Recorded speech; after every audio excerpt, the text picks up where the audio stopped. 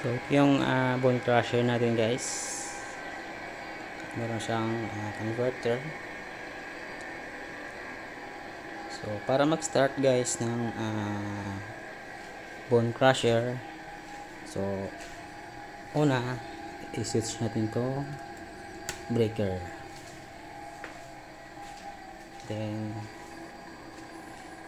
kung na-switch yung breaker, ito naman sa converter.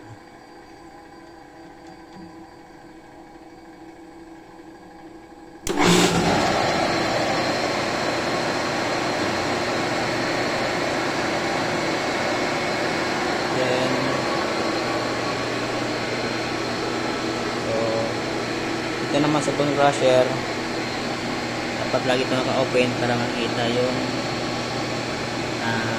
bago niya may ikot.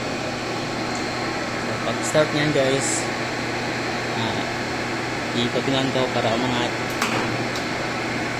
Tapos ito, start natin.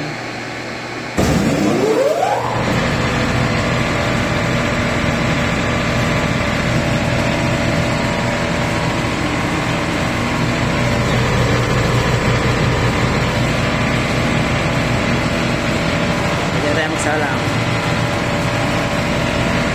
patayin, ito lang patayin.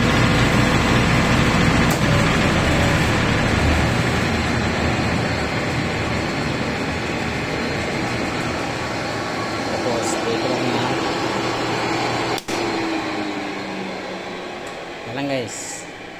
Tapos patayin lang yung breaker.